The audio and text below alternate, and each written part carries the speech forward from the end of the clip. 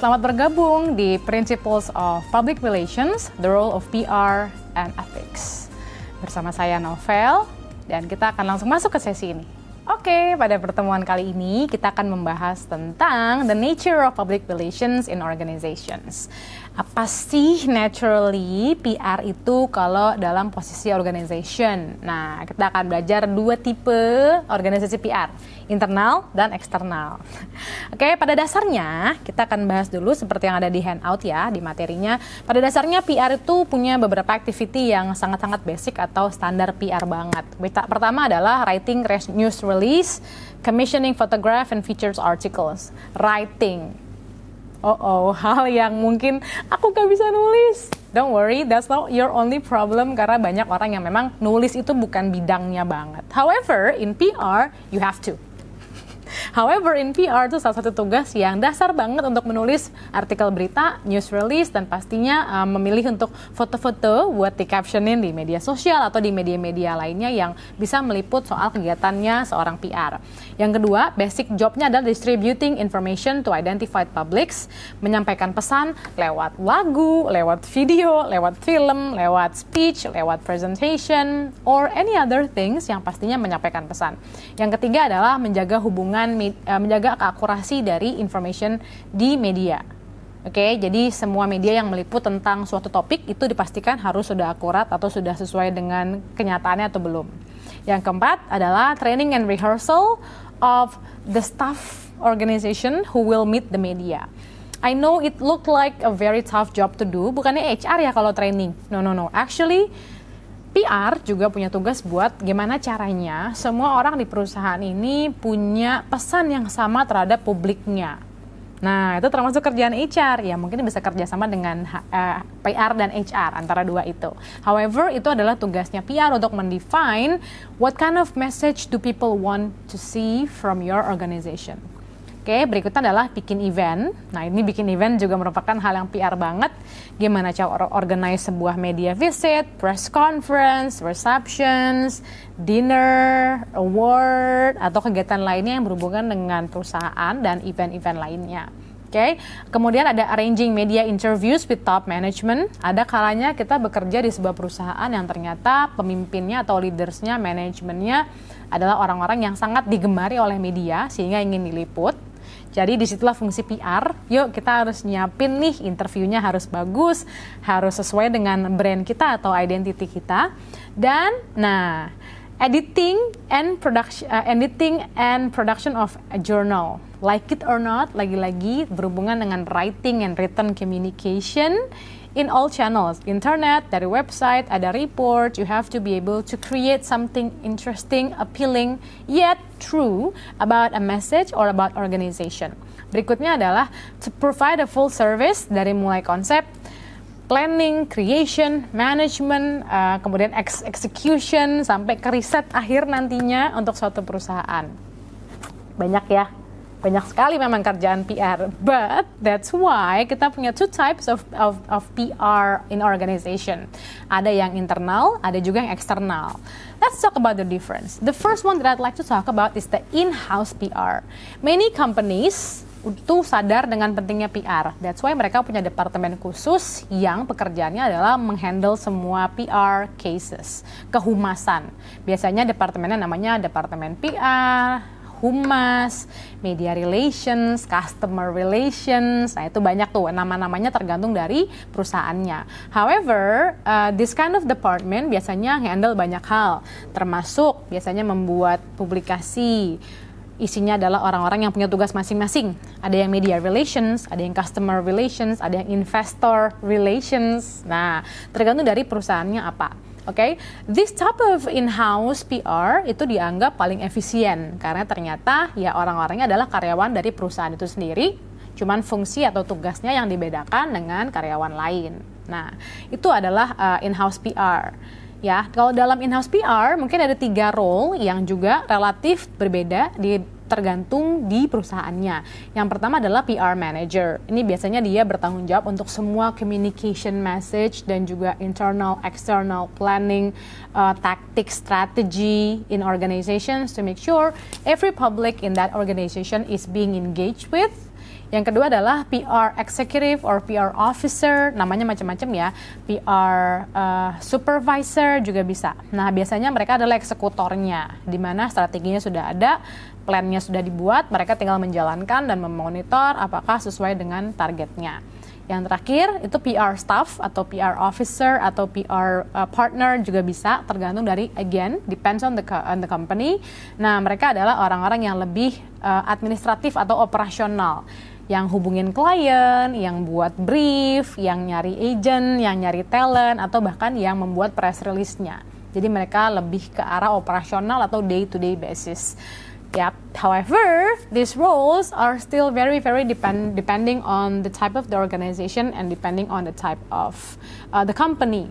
However, role dari internal PR, karena mereka adalah orang-orang di dalam perusahaan itu, so they know everything, maka role-nya adalah provide management with communication plan, communication strategy, communication expertise, dalam bentuk misal strategi PR apa sih yang harus dilakukan supaya perusahaan A itu punya audiens yang engage dengan mereka. Atau ketika misal ada suatu krisis atau suatu issue, nah perusahaan ini tahu apa yang harus dilakukan. To function, of course, gimana caranya budgetnya segini, eventnya harus jadi. Atau budgetnya sekian, tapi harus ada pesan yang tersampaikan.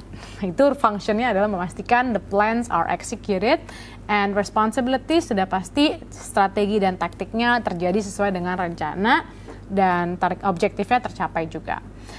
Okay, on the next slides, you will see the type of structure dalam in-house PR. Biasanya mereka posisinya bisa di bawah managing director langsung. Okay, karena mereka biasanya tidak di bawah departemen manapun ya. Direktur-direktur lainnya justru di bawahnya mereka, karena PR ini langsung bertanggung jawab dengan manajemen atau dengan pimpinan paling atas. That's why they are so special, karena semua departemen bawahnya harus menyesuaikan visi misi mereka, jadwal kerja, atau mungkin value mereka based on communication plan yang dibuat sama si PR. Unik, right? Mau di atas tapi bukan director, mau di bawah tapi ternyata posisinya report langsung ke GM atau report langsung ke CEO. Nah, that's very unique. Okay? Nah, these days karena merasa tidak semua perusahaan itu punya visi dan misi yang sama tentang ke-PR-an atau kehumasan, adalah service yang namanya external PR atau sebutannya adalah agency. Agent PR ini mirip dengan advertising agency, bedanya kalau advertising agency itu mengurus periklanan, kalau ini ke-PR-an atau kehumasan, di mana yang diurus adalah PR function yang tidak perlu ada di perusahaan itu, tapi mereka bisa bantu. Dari mulai media event, kontak-kontakin para speaker atau para talent, termasuk kalau mereka mau bikin publikasi atau mau bikin soal pemberitaan, PR agency yang akan ngurus. Nah, terus apa sih mereka tuh tipenya? Ada dua. Ada yang full service, ada yang specialist. Full service consultant itu biasanya mereka menyediakan semua layanan PR dari mulai bikin konsepnya, bikin desainnya, eksekusinya, sampai monitoring. Sedangkan ada yang specialist yang memang dia konsultan spesial di satu area karena sudah sangat-sangat expertise di bidang itu. Contoh crisis consultant, campaign consultant, itu juga mungkin khusus ngadil campaign. External PR, role and functionnya beda dari yang internal. Kalau external, role-nya menyediakan client management with communication expertise only on specific topic atau specific objective. Sementara tadi kalau in-house lebih menyeluruh karena dia adalah orang dalam perusahaan, kalau eksternal orang luar perusahaan. Okay? Their function is to, of course, to make it the most cost effective. Hanya budgetnya segini, kita harus bikin ini dan ini. Nah, jadi mau nggak mau mereka harus berfungsi secara maksimal dalam membuat perencanaan dan juga eksekusi campaign PR.